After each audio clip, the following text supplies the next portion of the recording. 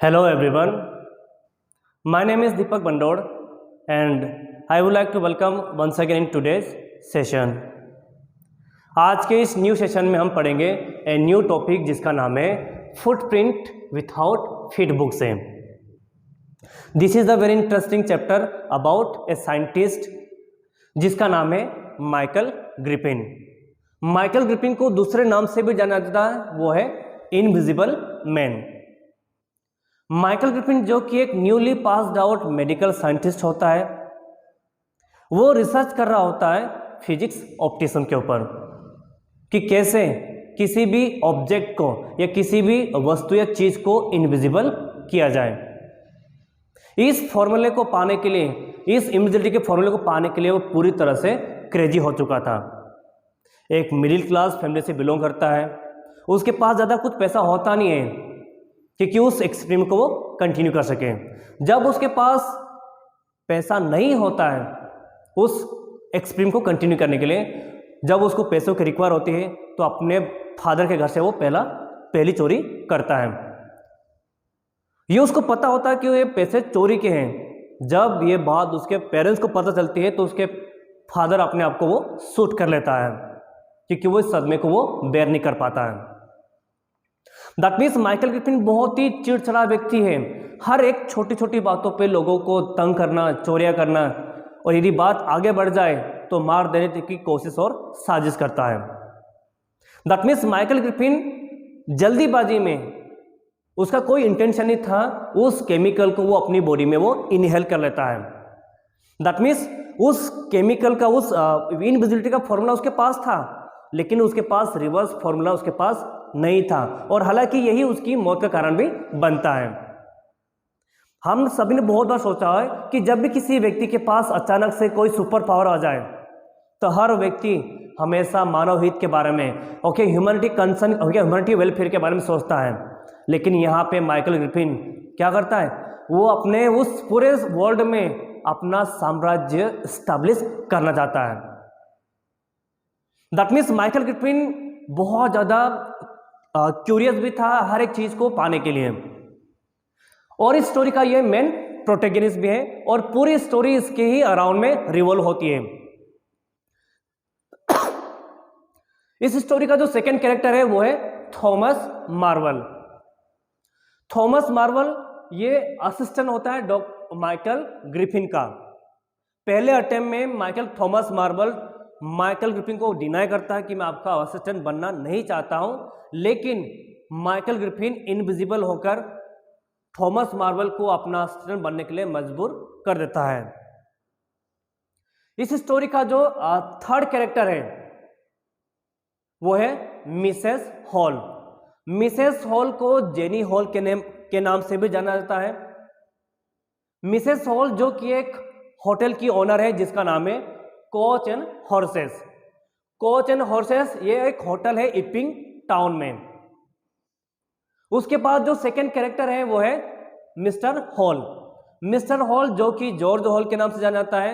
ये व्यक्ति बहुत ही ज़्यादा ड्रंकर्ड होता है और कभी कभी अपनी वाइफ को भी सपोर्ट करता है उस होटल को चलाने में.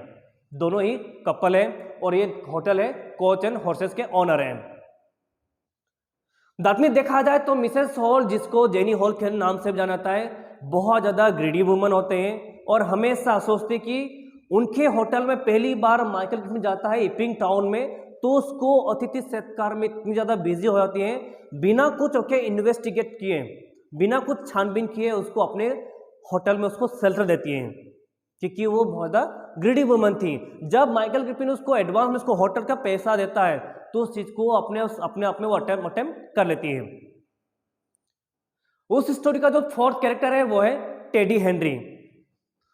टेडी हेनरी जो कि एक जॉब वॉचर है या we can say clock repairer.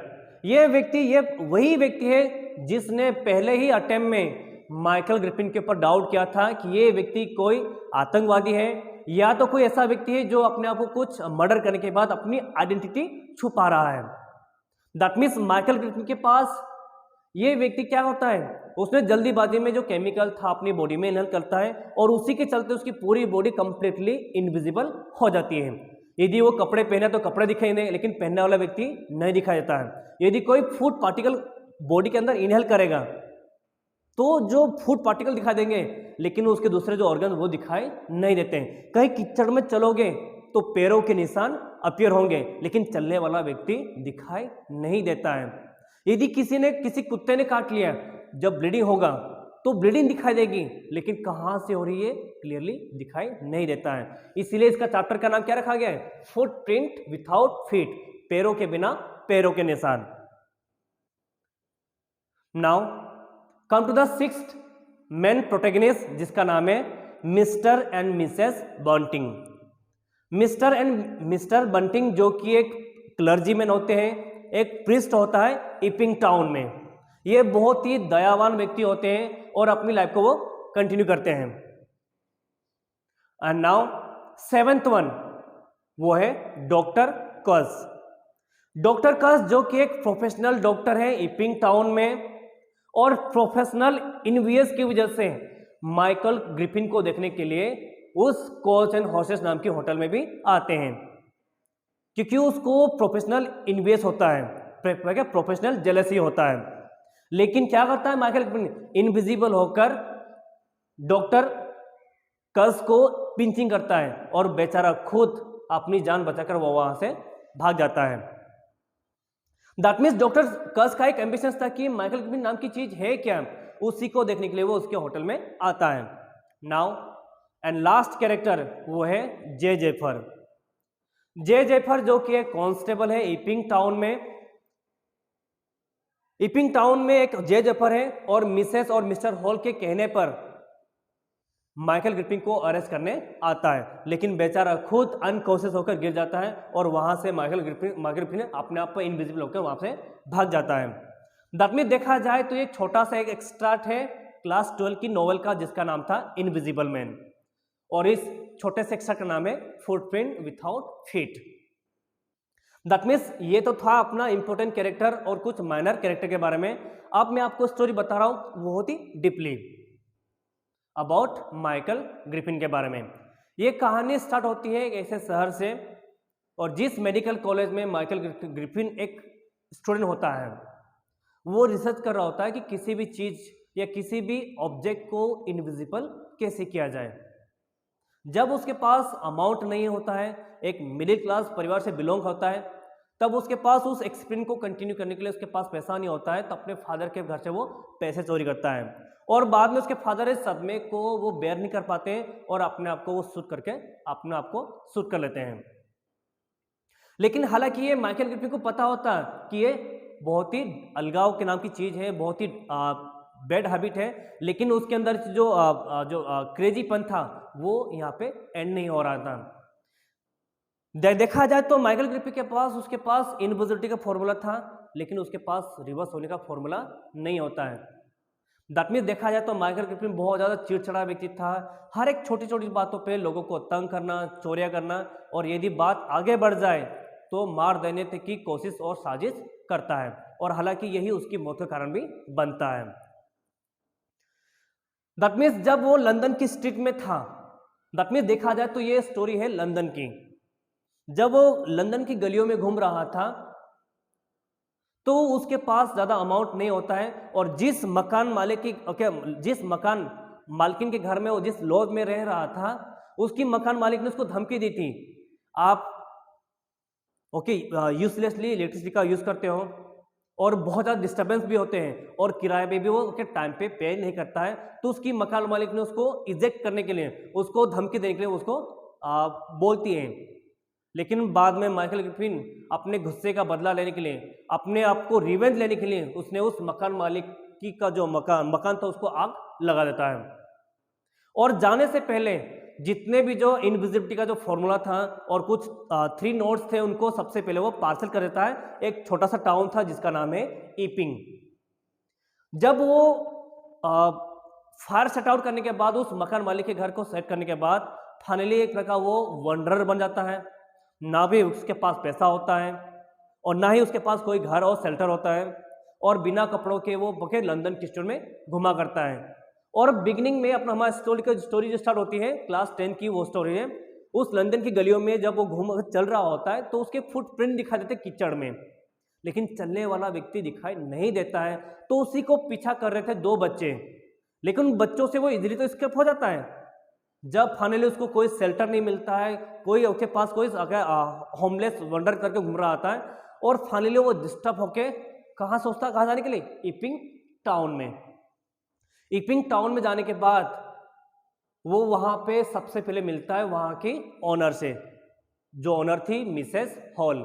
Mrs hall जो कि एक बहुत ज़्यादा ग्रीडी वुमन थी, बिना कुछ इन्वेस्टिगेट किए, बिना कुछ जान पहचान किए उसने क्या किया, माइकल ग्रिफिन को अपने होटल में उसको शेल्टर दे देती है, क्योंकि वो बहुत ज़्यादा ग्रीडी वुमन थी, थोड़े से पैसों के लिए अपने घर में उसको शेल्टर देती है। और क्योंकि माइकल ग्रिफिन उसको एडवांस में पैसा देता है और 2 रूम बुक कर लेता है वहाँ पे अपने आप को उस सॉलिट्यूड को अकेलापन में बिताने के लिए। दैट मीन्स उसका इंटेंशन था कि उस इनविजिबिलिटी के फॉर्मूले को वापस गेन किया जाए, इसीलिए उस एक्सपेरिमेंट को करने के लिए उसका कुछ सॉलिट्यूड या अकेलापन समय बिताने के लिए उसने 2 कमरे बुक कराए थे। उसका जो हस्बैंड था वो है मिस्टर हॉल, जो कि जॉर्ज हॉल के नाम से जाता है। थोड़ी बहुत ड्रिंक भी करता है और अपनी वाइफ को उस होटल को रन करने में, उस होटल को चलाने में उसकी सपोर्ट भी करता है। जब फाइनली वहाँ की जो सिचुएशन थी, बहुत कुछ वहाँ पे डिस्टर्ब हो जाता है, उसने मिसेस हॉल से कहा कि मुझे इस होटल में आने का बस एक ही मकसद था, वो है सॉलिट्यूड, एक अकेलापन, क्योंकि वो लंदन की गलियों में परेशान हो चुका है, वहाँ से चोरियाँ करना, लोगों को तंग करना, इनविजिबल होकर लोगों को डिस्टर्ब करना, और जब पकड़ने आए तो अपने कपड़ों को निकाल कर वो वहाँ से वो डिसअपियर हो जाता था।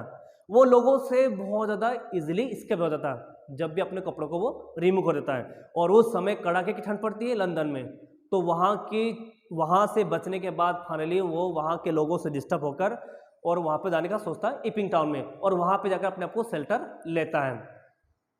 जब वहाँ पे बहुत कुछ चीज़ें वहाँ पे क्रिएट होती हैं, तो माइकल ग्रिफिन क्या करता है, अपने आप को बचने के लिए टॉप टू बॉटम पूरी बॉडी पे वो बैंडेज अप्लाई करता है। यदि कोई भी व्यक्ति पूछेगा तो डेफिनेटली बता देगा कोई एक्सीडेंट घटना घटी थी, या तो ऐसे ही मेट विथ एक्सीडेंट, तो कोई भी लोग उसके ऊपर ज़्यादा डाउट नहीं करेगा। लेकिन ये पहला व्यक्ति था टेडी हेनरी, जो एक लॉक रिपेयरर है, एक जॉब रिपेयरर है, वो उसके ऊपर डाउट करता है। ये व्यक्ति या तो फिर कोई आतंकवादी है, या हो सकता है कि अपने आइडेंटिटी छुपाकर यहाँ पे वो छुप बैठा है। जब मिसेस हॉल 1 महीने 2 महीने के बाद उसका एडवांस में पैसा अपना किराया मांगती है, तो माइकल ग्रिफिन बोलता है कि मेरा जैसे ही वो चेक आ जाएगा तो मैं आपको पैसा रिटर्न कर दूंगा, आपको पे कर दूंगा। और उसी रात को क्या होता है कि माइकल ग्रिफिन मिसेस और मिसेस बंटिंग के घर में चोरी करने गया होता है। जब अर्ली इन द मॉर्निंग, जब सवेरा होता है, तो जब पैसा चोरी करके वापस लाता है, दूसरे दिन किसको देता है, उस मकान उस ओनर को दे देता है। तो कल तो बोल रहा था उसके पास पैसा नहीं है, और आज बोल रहा है उसके पास पैसा आ गया है। तो सबसे पहला जो डाउट था किसके ऊपर जाता है, माइकल ग्रिफिन को। और बाद में सबके ऊपर लगता है कि उस मिस्टर और मिसेस बंटिंग घर में चोरी हुई है, जो कि एक क्लर्जी मैन थे, एक प्रीस्ट मैन थे। तो उसमें डाउट करने के बाद जो सबसे पहला जो डाउट था, जो सस्पेक्ट था, माइकल ग्रिफिन के ऊपर जाता है, क्योंकि वो पता था कि मान लो एक प्रकार का स्टडी रूम था, वहां पे जो कॉइन रखे हुए थे एक्स्ट्रा खर्चे के लिए, उसको कलेक्ट करने की वॉइस तो आ रही है, लेकिन वो पैसे चोरी करने वाला व्यक्ति अपीयर नहीं होता है। तो फाइनली उसने इस चीज के बारे में कंप्लेन भी की थी। और देखा जाए तो वहाँ की सिचुएशन से बहुत ही टफ हो चुकी थी। जब भी उसको पुलिस अरेस्ट करने आती है, डॉक्टर जे जेफर, अपना जो कांस्टेबल था जे जेफर, को अरेस्ट करने आता है मिसेस और मिस्टर हॉल के कहने पे, तो फाइनली वहाँ से लोगों से जान बचाकर माइकल ग्रिफिन इजीली वो डिसअपियर हो जाता है। और लेटर बाद में क्या होता है कि वहाँ के जो जे जेफर, वहाँ के जो मजिस्ट्रेट है, वहाँ से वो एक शूट एंड आउट का ऑर्डर वो इश्यू करा लेते हैं। और फाइनली माइकल ग्रिफिन की डेथ हो जाती है, और उस शूट आउट के ऑर्डर में। सो देखा जाए दो he was Michael Griffin was a brilliant scientist, और उसी का मौत के कारण वो खुद ही बनता है। So this is the short description about Michael Griffin के बारे में, जो कि एक इनविजिबल होकर ह्यूमन बीइंग को बहुत ज़्यादा डिस्टर्ब भी किया और खुद अपनी लाइफ का एंड करके गिव अप कर देता है।